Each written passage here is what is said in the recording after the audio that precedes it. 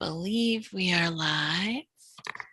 Thanks everyone for bearing with us. I thought that the 9 o'clock hour ended too soon, so I was waiting for people to be able to go back into it to finish up, but it's actually all done. And I'm just double checking that our streaming is working like it says it is. It is. Hi, everybody.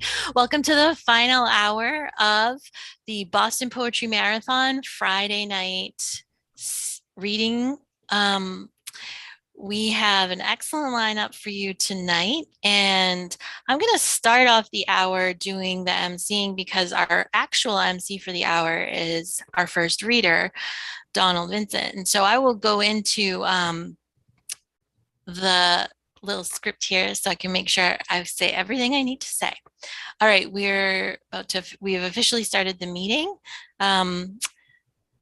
So I want to make sure that we're on grid view. Good. All right. Hello to all our readers and viewers of the Boston Poetry Marathon 2022. I am Bridget. I'm the technical host for the hour, and Donald Vincent is our MC for the hour. Thank you to all the participants, and our organizers for this year are myself, Christina Liu, Christina Strong, and Suzanne Mercury. They'll be joining us at the very end of the night to sign off here. Thank you to our volunteers for the weekend, Daniel Pritchard, Simeon Berry, Christine Tierney, Tom Daly, Donald Vincent, Jennifer Martelli, Heather Hughes, Andy Peterson, Gail Batchelder, Mark Lamoureux, Lisa DeCiro, Eileen Cleary, Martha McCullough, and Chad Parento, who is also a special assistant to Carol Weston. And thank you to everyone who has helped out to put this year's event together. We really appreciate everything that you're doing. We're streaming live to our Facebook page at Boston Poetry Marathon and live to our YouTube channel. For links to these, go to bostonpoetrymarathon.wordpress.com/watch. This year's Boston Poetry Marathon is a fundraiser for organizations fighting for reproductive justice. Donations will go to the Women Project and the Eastern Massachusetts Abortion Funds. Anything we make beyond our operating costs will be going to those two organizations. Admission to the Boston Poetry Marathon is free, but a $10 or more donation to our fundraiser is recommended. We're really close to $2,000. So I told Suzanne I wasn't going to turn it into a telethon and hold out until we got there. But I just wanted to mention it in hopes that maybe that would motivate everybody. So please go to bostonpoetrymarathon.wordpress.com/donate for more information, or go to the pinned post in our bios and social media for these links as well. We also want to make a special note that tonight, Friday night of the Boston Poetry Marathon, is dedicated to the memory of our friend Ben McFall. His memorial service is taking place tonight, and we send Jim Burley and all of Ben's other loved ones our sincerest condolences. Now I'm going to introduce the readers of the hour right now, and they're going to give a quick hello so we can double check their audio and their connection. So let me pop over to the schedule. Donald Vincent. Hello, hello, check, check, check, check, hello. Jennifer Marie Bartlett. Hi. Hi. Brendan Lorber. Hello, everyone. Thank you. Cindy Veach. Hello, everyone. Chuck Stebleton. Hello. Zachary Boss. Hello. Mitch Heifel. Hello. Douglas Rothschild. Down. All right. Yeah. Awesome. Thank you. I'm so glad that you could make it, even though you can't be there in person. We will miss you a lot. We miss everyone who can't make it in person. So tech host and Donald and I are going to please, and everyone, please just make sure you're muted. And then unless it's your time to be reading, please make sure you're muted. And then when it is your time to read, make sure you unmute yourself. Okay. So I'm going to switch to speaker view.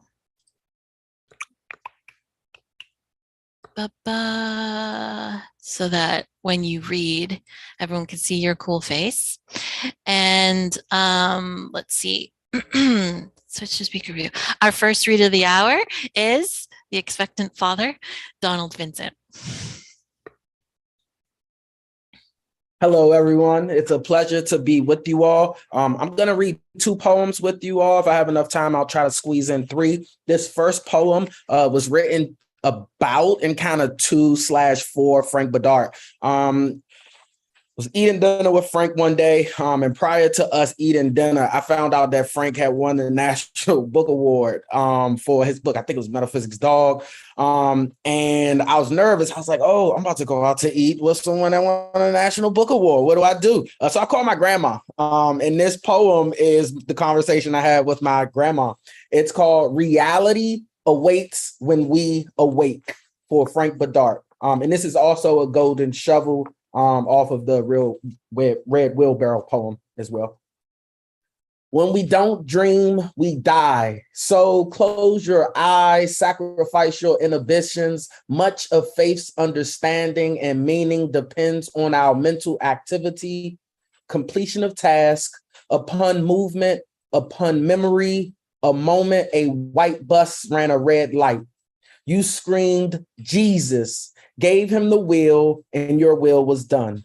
Later, you filled a barrow full of weeds and trim hedges from your garden, glazed over from dew and 80-year-old perspiration, with songs of seeing the king soon. When it rains, it pours, Grandma. Forgetting is Sandy and Katrina. Water drowns the itsy spider, yet saves our soul beside the sin of superstition, aside from questioning the story when coworkers believed you were born white, or you'd be heading home soon and there'd be no more fried chicken. This next poem is the first poem that I wrote when I moved to Boston in 2010. Feels like such a long time ago. It's called Lucky Charm. I inherited the bop in my walk from my great-great-grandpa's lashings on the farm. So in Whole Foods, I divide aisles, a modern Moses parting white seas. You've been warned by my charm. I crush worlds like Godzilla. False alarm, keep calm for I won't cause harm.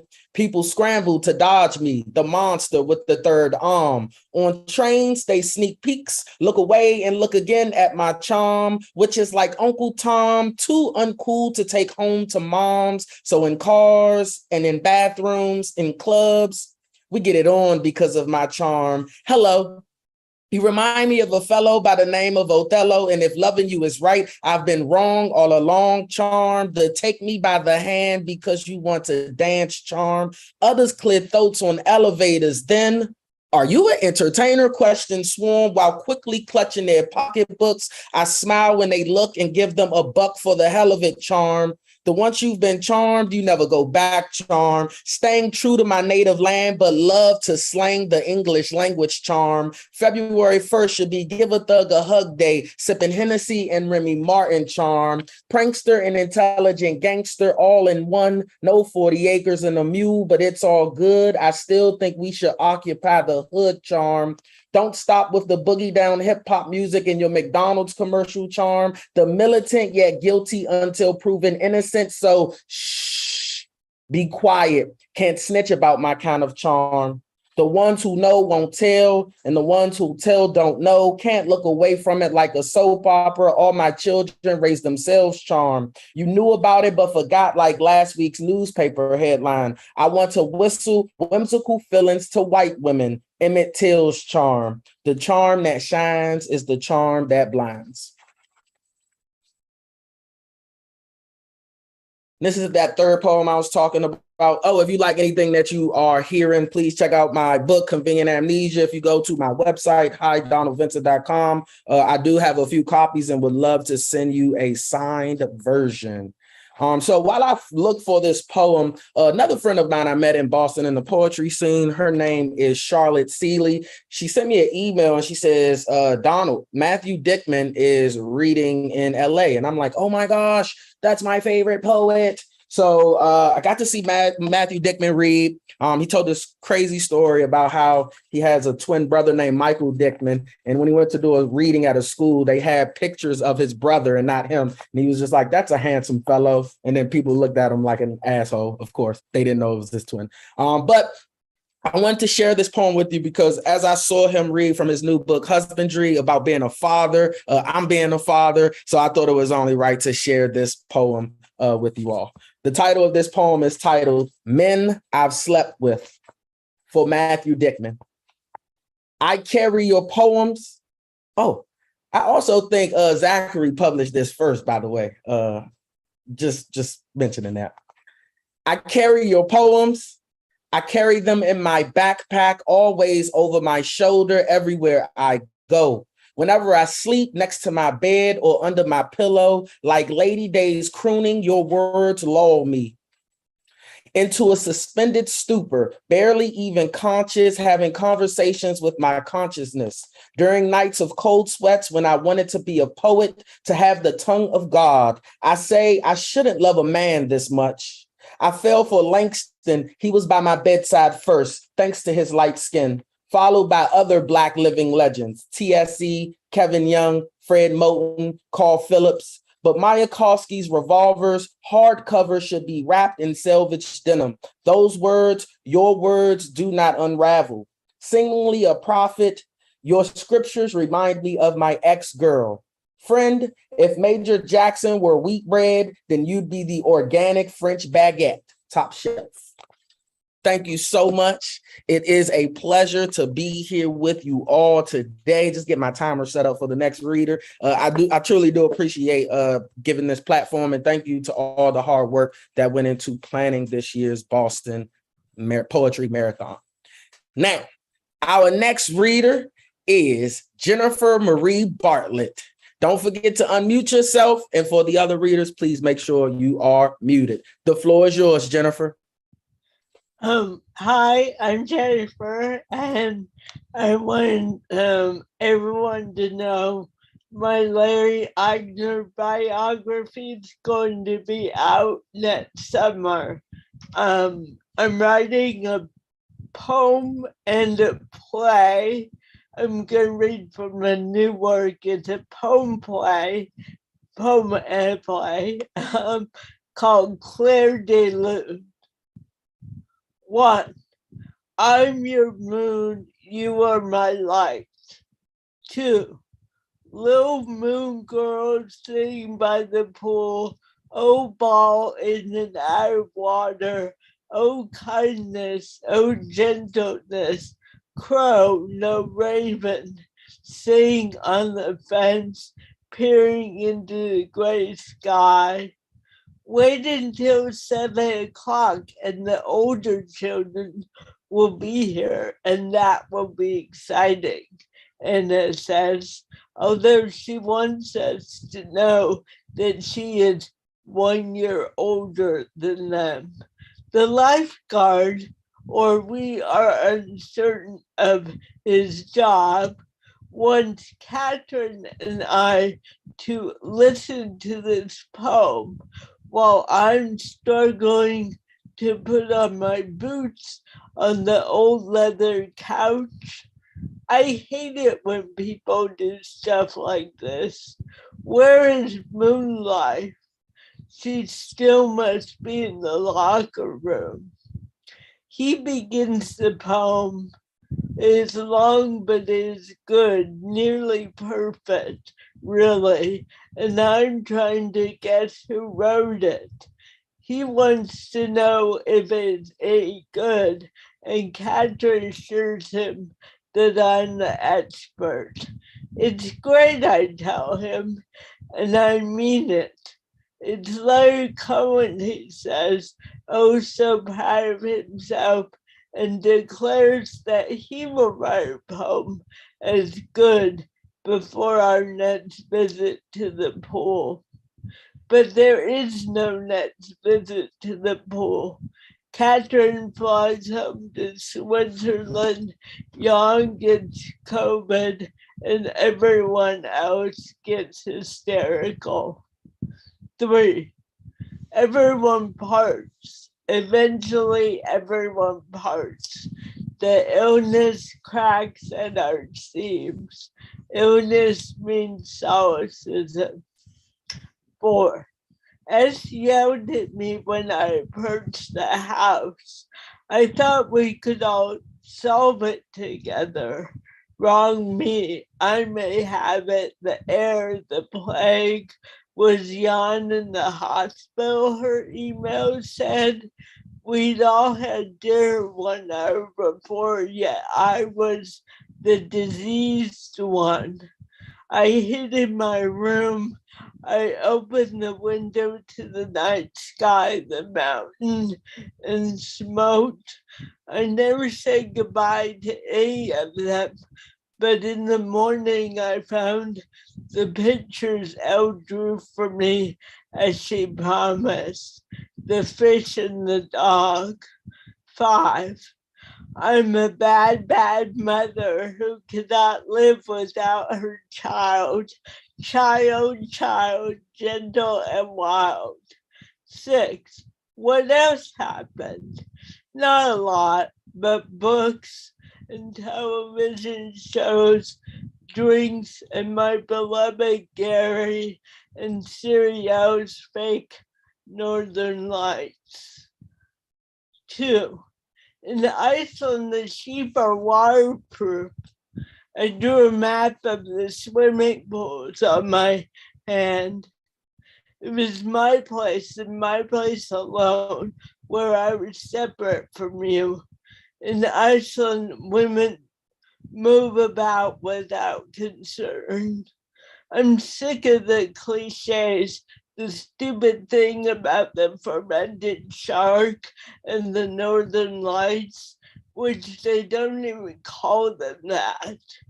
The phone rings. It is 1 in the morning. It is Alda. She wants to tell the household that Aurora is outside. I hear weird noises. Does Aurora make noise? The dog howled in his sleep. He woke up and he turned toward the window. We, mean Gary and I, played the avoiding email game. He fought with his sister in the car on the phone, and the windstorm, which then became a snowstorm, then hail. I walked to the lake, Lake Lugava, pool of water, lake. When I asked Aldo about the little houses, she said without irony, those people are stupid. Everyone knows the elves live in the rocks. Alda means wave. The Royals are always there. And just one more part. This is Claire de Lune. This is an internal dialogue in the play. Lune has left again. Claire's up all night trying this pill and that. Anything for sleep, anything to forget she's in a body, this body. Once Helen said, I just assumed you felt trapped in your body. Helen, to use the parlance of our day, is an idiot. She uses the word retarded and believes she was dying in childbirth. But something is turned and you do feel trapped in your body. Thank you. Great job, Jennifer. Pleasure hearing your lovely and beautiful poems. My favorite bar in France is called Eau Claire de Lune. So I think of that as you read your poems. Our next poet is Mr. Brendan Lorber. Thank you, Donald. Thanks a lot. And thanks also to Christina and Xtina and Bridget and Suzanne for once again putting together an amazing weekend in Boston and around the world. I'm going to read from a collection of sonnets I keep thinking is pretty much done, and then I look at it again and I realize no, no, it's very far away from being done. And I'm going to read a few sonnets in a row without a break. So if you like puzzles, you can try to figure out where one ends and the other begins. I'm counting on you to wear down this jagged idea of the good life. There's always a pebble in your shoe you're too much in a hurry to stop and yank out. It'll emerge unrecognizably smooth on arrival. I'm beginning to think every grain of sand began as a massive castle. Last week was another last of an era that only ended when we noticed evolution was up to something, but not what. Beyond the menace implicit in hello. Maybe a new, dirtier martini will help it out the door, or us as we drown like yet another sorrow at the filthy mouth of a river I don't recall diving into, but here we are, wedged between our incipient ability to lose it all and a kind of gin and tonic immobility of the constellations under which we falter heroically and vanish before anyone else arrives to take down our names as good enough examples of who not to be. I'm not going to start the sourdough yoga in a sworn-at mellow vein of whatever self-care goes by on the days a week off. I wore a suit in the dream, but it wasn't mine. None of these dreams are. Going to let nostalgia be the country house we summer in, not after last time we settled into the bathtub just as the real owners got home. To my face, I'm like a losing scratch-off at rest outside the bodega. You know what I mean. I mean, if you didn't, then how did we both end up hiding in the same senator's $1 million fridge? We've all loved someone who later went all Rolf in The Sound of Music, or preheated the lockdown affirmation baker within ourselves until whatever's good in us is still no good at making cute masks from canceled airplane tickets, but is okay adjacent with still having enough breath to mutter under. The company that misery loves to have you look up the cheat codes for, the trolley problem or Theseus paradox, which you're living in the zest of long before you knew the sitch had a name, your name, always contingent on threading the mystery past bad cop outs on one side and desolation prizes on the other. You were the one who taught me that someday I'll be dead and nobody will know in the new phone of an era who this you was. But are you even still you with so many cells gone and replaced even since this sonnet began? And by the time anyone hears it, it'll be true of all your cells. Will you still be you then? Probably. Dumb question. But what if a scientist collected your damaged cast-offs and out of love or madness repaired and reassembled them all? Would that be you too? Maybe no such thing as things except as bookmarks in an ongoing story. All evidence to the contrary evaporates in your hands, and your hands do too. If you want to ignite the light of the sun in our veins, it better be figurative or through a bullhorn in the distance where we can make out the excitement but not the words. Otherwise, not having a plan is the only part of the plan that works as a kind of half-imagined midwife in the crisis of a filthy banner, a flag made for the filth, not the nation or the people in it, or some other earthly state to get looped in the tangles of. The center used to hold the door for whoever came after and might again, but even if it did, a door to what? Each other? The center is what drove us to the abandoned edge of a future and told us to get out and walk the rest of the way through this scene's version of the Pleistocene's amber or Jurassic mud, patiently waiting for us to love to learn it. I can't wait to learn how to be in love in the light gravity of our own messy frontier, or to reveal ourselves to the secrets and let them spread us around for a change, giggling on the frisky sidewalks and woods.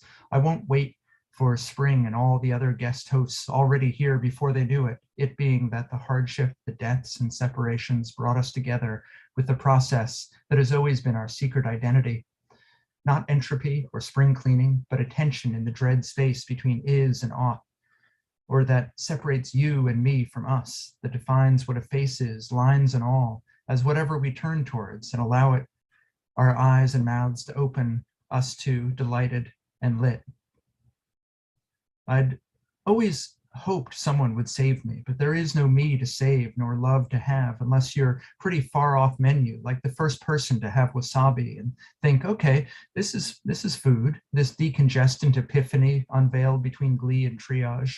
I love the space between us as the source of inexplicable elation that sends one soaring precisely because it's groundless and occupied mostly by the surly teen in the back who half asks why, and if you have to respond, why what? You're not the person to be answering the question, because nobody is. It'll take more than a golden vocabulary and the most adroit order to save the poem, and for the poem to then do the work of saving us all from a presence already sequenced into a note on the pillow that says the single-celled state we emerged from would like us back.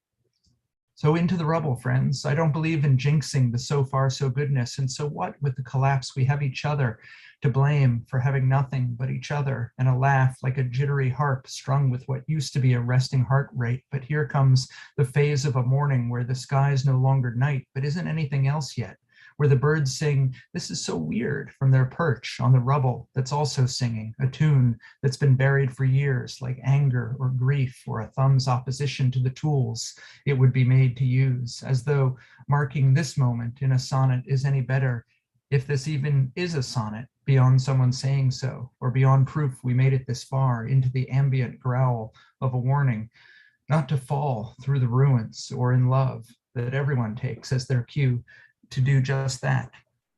Thanks a lot.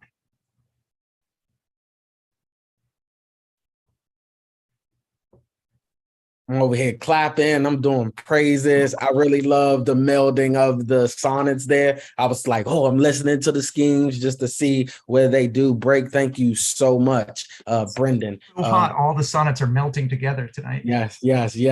Let's keep this thing going. Live from Seattle area, because I know she's not in Seattle proper. Our next poet, Cindy Veach.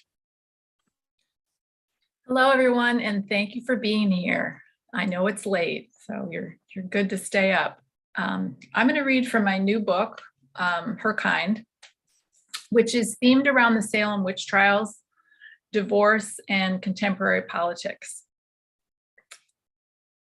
So I chose a few poems that I thought were appropriate for the moment in history. Poem, "The Day After Kavanaugh is Confirmed to the Highest Court in the Land." When it's 76 degrees in October in New England, I consider it a reprieve, a bonus, a gold coin to slip in my pocket, and I put all else aside, go for a walk, reveling in snippets of conversation, baseball and football games spilling from windows open wide.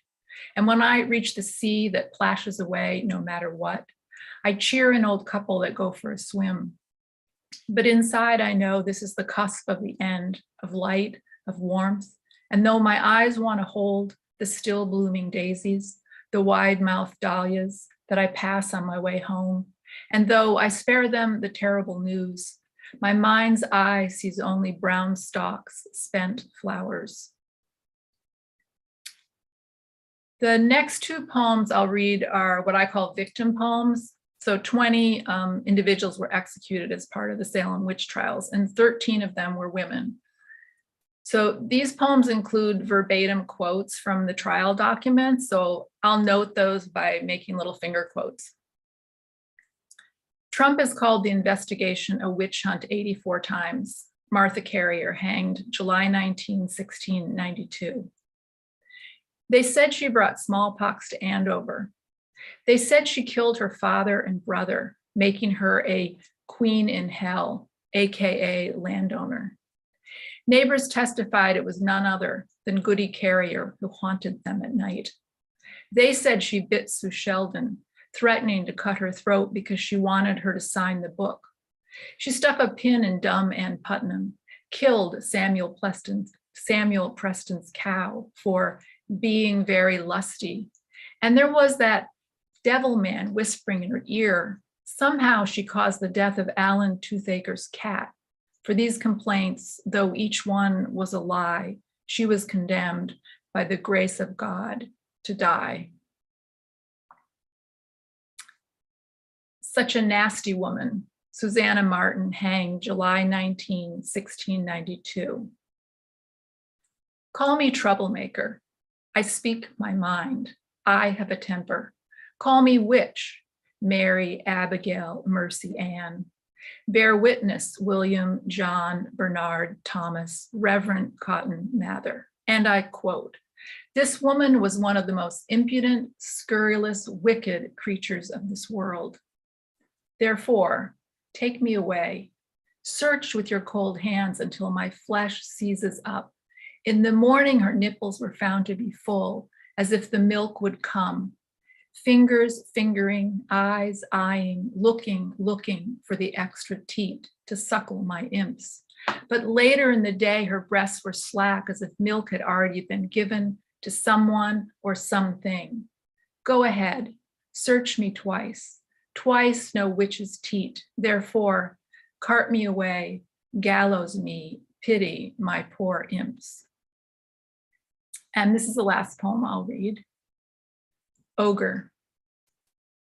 Having come to a field, having come to a creek in a field, having come to seek out the beast in the knee of the field by the creek, the beast that lives in my field by my creek, having come to this apogee without a bead of belief in the hour of my need, having come in the hour of my need to my field by my creek and found him in my field by my creek, having come and refused to get down on my knees in my field by my creek, having come, having refused, come now, Circe, disarm him.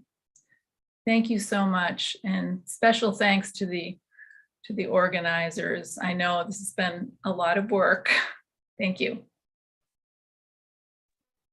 Cindy, amazing work. Thank you for sharing it. Definitely appropriate for today. I appreciate that. The Supreme Court is on the first floor. The library is on the second floor. The basketball court and gym is on the third floor. So the joke around the court is that the basketball court is the highest court in the land. Used to work at the Supreme Court. Don't ask me why I know that. Thank you so much, Cindy. Let's keep things going. Chris Stapleton, I got that right. It is now on you. Great.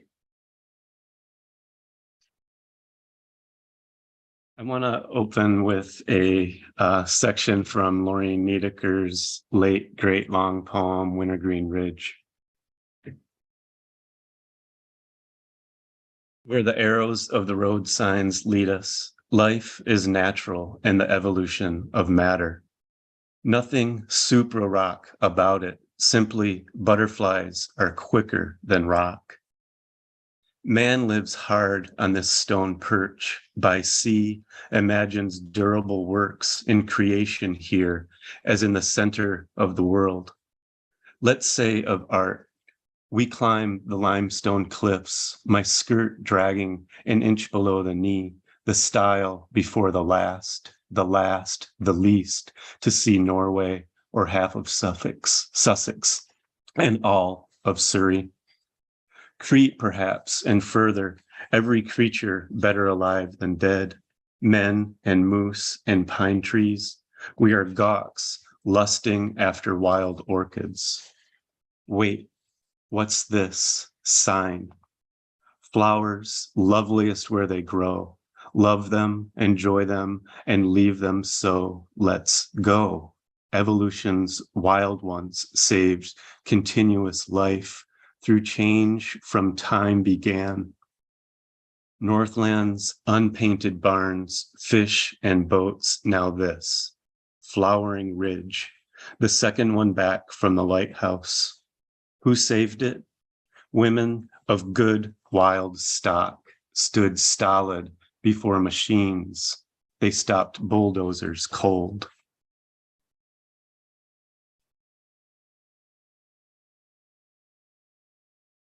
Indigo, adjacent to partial oak, an oak grove we drove through, taken by fragmentary beauty, the old grove broken by a road. Blue-eyed grass and grass pinks adjacent to beech maple canopy.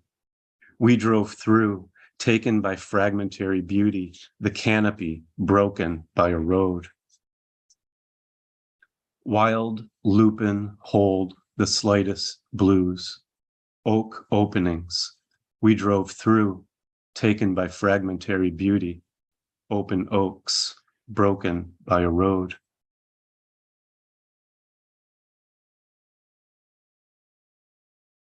The flute.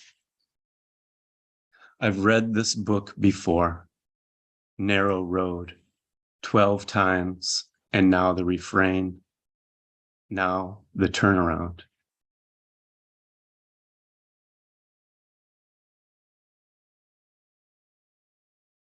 Things to do in Arcadia for Cedar Saigo. Orient North Atlantic turbine, straighten line 5, drop anchor, drag bottom, leave a seed to bait the marsh, flush bittern, extract scent from mosses, memory from olfactory scents. Double down on the source, whiten, red, cedar, pink, paper, birch. Initial beaches for cheap immortality, forest, forest, forest monotones, not monotonous.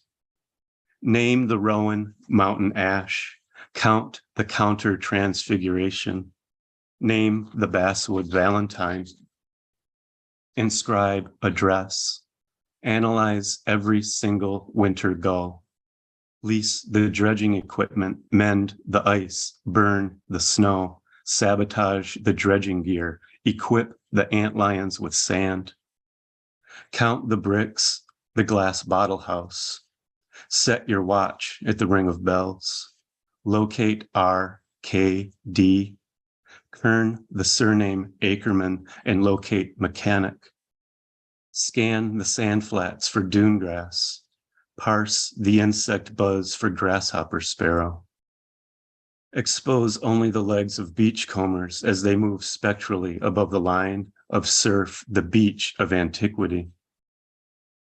Make turgid the interior, make turbid. Liquefy the rearing ponds, emancipate poor Jerry of the islands, abolish the limber lost. Purple east, sandpiper ease, ice cleats, wolf whistle, go upland. Miss music, sew books, enclose all cicada wasps, picket fence, discover honey, black tupelo, lumbering bee, discuss wind turbines, trumpet flower, hornet glower, calibrate dune grass, press sumac, plea seasonal, mend the courses off the bluff, sink the 9-hole green, give up, try legalese. And finally, Queen Bee, August 5th, 2022. Italicize the pangram, Queen Bee. Italicize the pangram, Queen Bee. Thank you. Chuck, that was wonderful stuff, Chuck. Really love that quiet bee poem. The largest beekeeping organization in the entire country is based out of Boston. It's called the Best Bees Company. But thinking about that, great stuff, Chuck. Great stuff. Our next poet, keep things going, Mr. Zachary Bose, everybody. Thanks a lot, Don. You know, we haven't done too much crosstalk, but I felt like it was pretty important, Cindy, to draw attention to the news from last week when Governor Baker here in Massachusetts signed the $53 billion budget. There was a little amendment tucked into it which exonerated the last woman killed in the Salem witch trials, Elizabeth Johnson. See, the first poem I'm going to read tonight, it's based on, it's a sign I saw on the side of the road out here in Fitchburg, where it's all happening in central Mass. The title comes from Rilke, from his poem Herbstock. Herr, es ist Zeit, Lord, it is time. I drove past a new sign beside the road today. It's time to get your pool closing supplies and covers. Summer's peaked then, and now she begins to slump, made boneless by the heat. The bumblebees, normally placid, now prod the goldenrod and comb the clover with urgency, looking for something to eat. Crews planning for winter now heap highway salt in tall, doorless sheds. The hungry mice are now bolder than ever. My pantry traps stay full. Toads and turtles ponder burying themselves in mud. Soon we'll take down the patio umbrellas, friends, and stow the pool floats. Everything ends.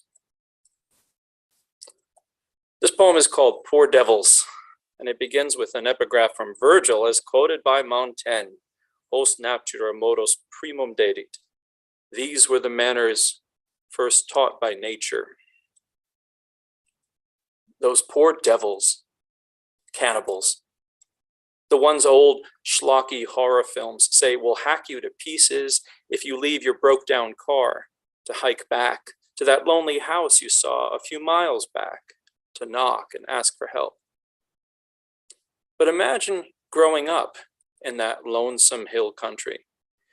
Imagine the unkempt yards of those abandoned farms. Imagine at night those bright burning stars boring their stairs through the tar paper roof and through your skull. Imagine the raw smell and noise of the kennels. Imagine the stains on your hand-me-downs. Imagine childhood sit-down dinners in the unsociable company of family members convinced of their entitlement to hunt as wolves among the fatted flocks. Imagine the biblical tone of every family talk. Imagine the disorienting way your visiting distant relatives wink when they lean in toward you over a bowl of Sunday supper tripe soup and ask you when you're gonna walk your barefoot self down and visit your kin in the old holler, where your folk come from way back. Oh, cousin, we'll put the kettle on. It'll be just like home. Imagine the salt sweat dripping down your lean teenager's face while you kick pedal that whetstone wheel. You're grinding the nicks out of the edge of a worn knife. Imagine that complicated hunger. This poem is titled Vogelsang, which is kind of like Vogel, birdsong, which is kind of like sang, blood. I made it up. The wind of air makes glass, makes earth and empty sky a mesh. Its unmade voice, though speechless, speaks and layers ash across the snow. Summer is forgotten, spring and winter, autumn, autumn. Our lives are small, our dreaming brief. The seasons care not for our grief. The sun sings for the earth, sings glass and flesh and wild rose, unwritten songs of shapeless speech which murmur all the names of worth. Choose what you will, swallow black milk, swallow silence, sing out. Still all creation groans with doubt. Still that thunder of trampling mares as stars against the sea will beat against mortality.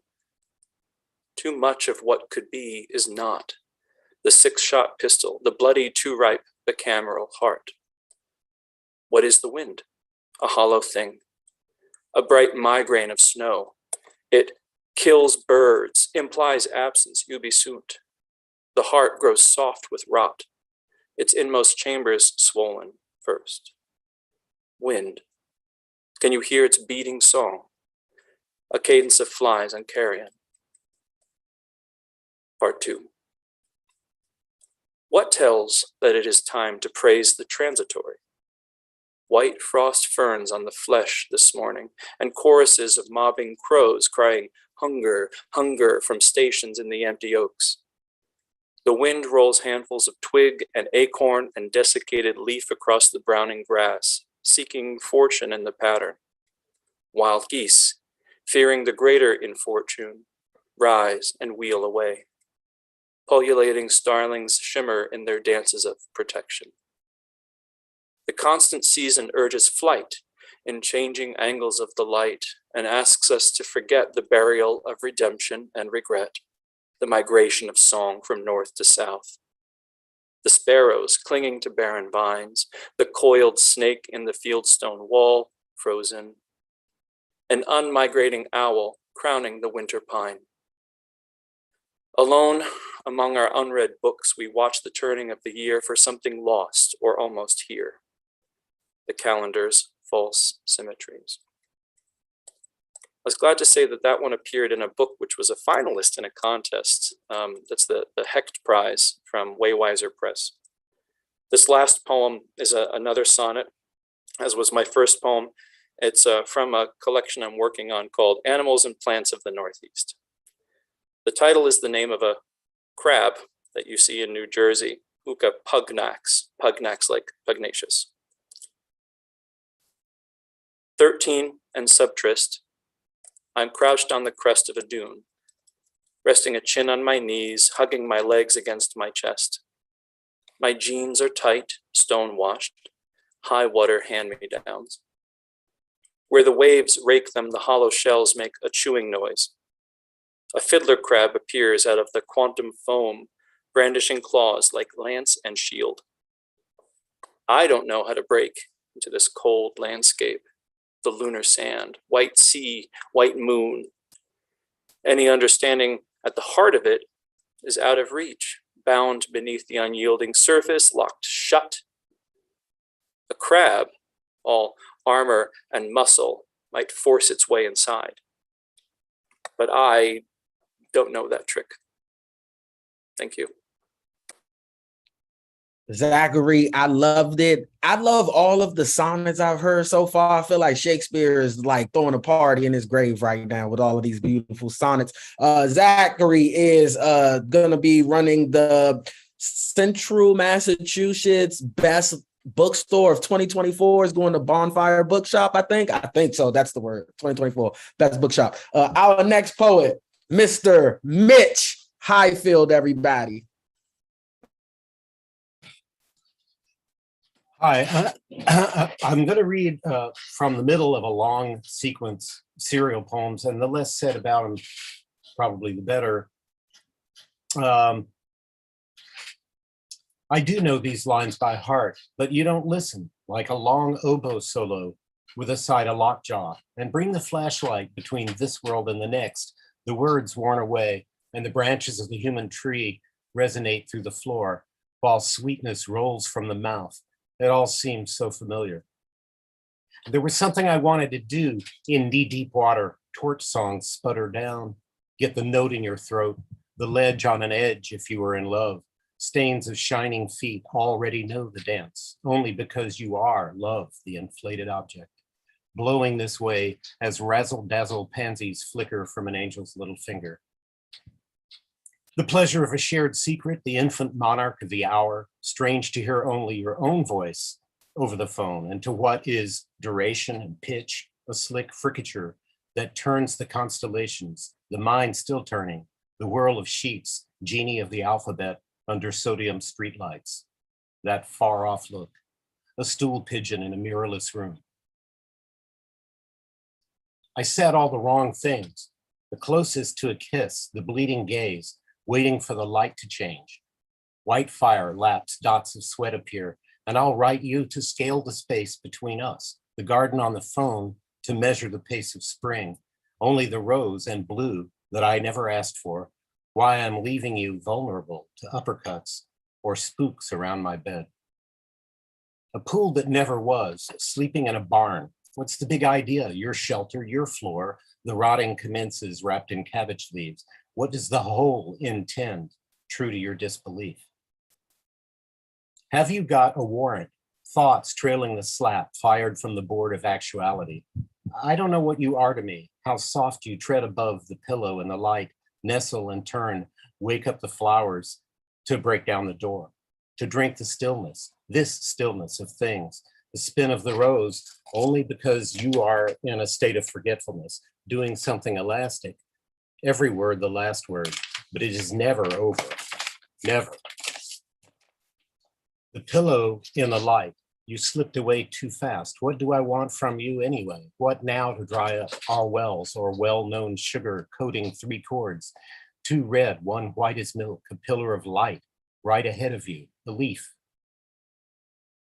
The blower blows leaves around as if never eaten before. The sparks fly into the trees where the shore widens, you and your earthy nature.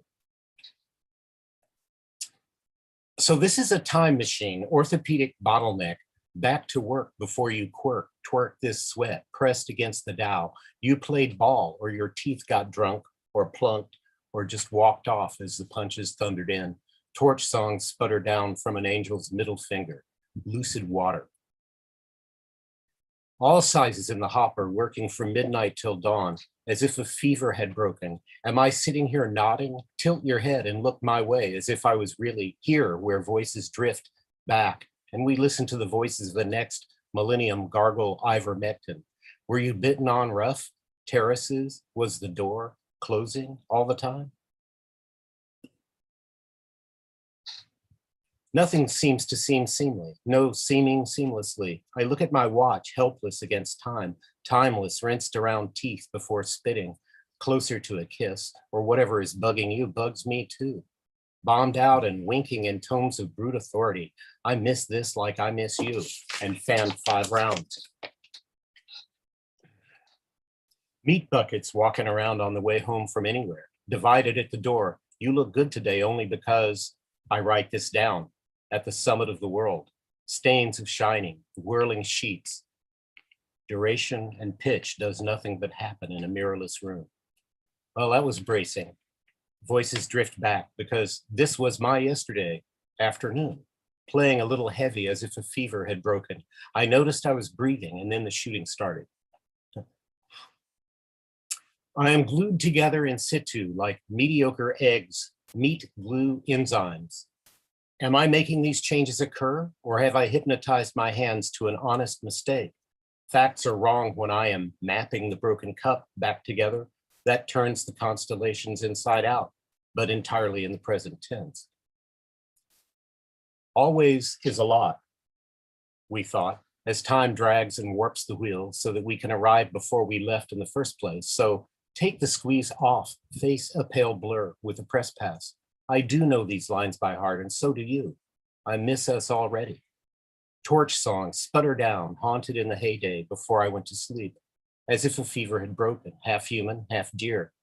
Being an arrogant, selfish bastard is a full-time job. The pay is low, and there are no benefits. I think that's enough of that one. Thank you very much.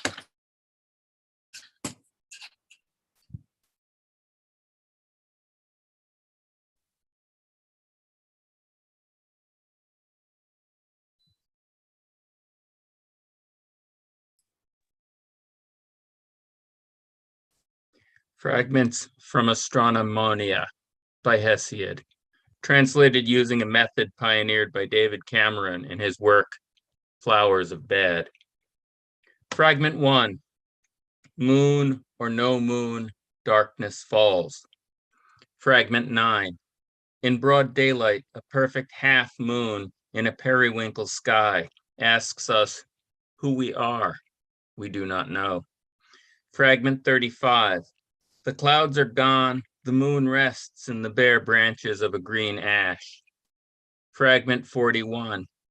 In an azure sky, a half moon, bright and silver through a thin pink cloud. Fragment 52. If I do not write a poem about the moon, does it mean that it is not there? Fragment 57. Hiding in plain sight above the cumulonimbus, the moon, in an almost perfectly round cloud, hovers above the stratosphere in a layer of sky that, for now, is all its own. Fragment 59, Apollo's Lament. In the afternoon sun, today, when I looked into the cloudless sky, my friend, the moon, was not there. Disillusioned and abandoned, I finish my appointed round. Fragment 63, an Elysian mystery poem. Unlike a man, upon the road washed clean by fresh rain, a white semicircle of moon or possum turned into spring by the spinning, devouring wheel, crushed to the ground. It will not rise again. Fragment 71, Harbinger. I walk among the still leafless trees across the snow-covered grass in order to create enough parallax so that I might view this waxing orange sliver of moon and the Earth's bright reflection upon it as it hovers above these quiet rooftops without obstruction. Fragment 73, Dogs, Ants, Angels. Cerebus's judgy eye looks down on us as we ignore the signs warning us to keep off the ice. Windswept, the snow, which earlier had hid the surface and made crossing despite the signs seem tenuous, has all but been blown away by a stiff wind. Now, standing on the glassy surface, one can see through the ice, all marbled with cracks and lines of frozen bubbles 6 inches deep into the darkness below. Fragment 89. Turning east, I look up to see the full face of the moon scowling at me for my pessimism, before again concealing itself behind the opacity of the darkest of clouds. Fragment 94. Without any clouds and absolutely no sign of the moon, Orion hurries past. I look up, but as if I were with Odysseus visiting the underworld, he does not see me, and I realize I am utterly alone. Fragment 102, late afternoon, a time for auguries. The gibbous moon, waxing, rises high in the east, having driven off the clouds and colonized its empty world of sky. Far off in the west, the sun tells a different story. Fragment 105, occluded. The night sky's objects view by clouds not quite yet thick enough to totally obscure the sun's dimly reflected silvery rays. Fragment 110. It is late in the afternoon, midway through October, yet still bright and indolent as the sun lowers itself into the bath of golden glow. The half moon, seemingly disguised as a cloud, rises imperceptibly, almost unobserved. Fragment 111, eulogy for Ben. Much as the moon might choose to look toward us without judgment, without malice, we too might choose to remember how once you were here among us, beaming your special smile, without malice, without judgment, sitting contentedly, filling the room with your gentle light.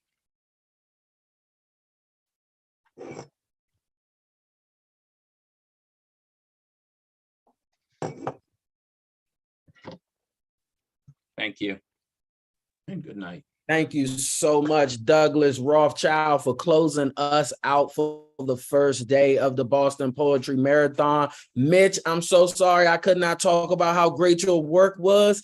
It stopped so fast. I was waiting for more. I was like, oh, give me more, give me more.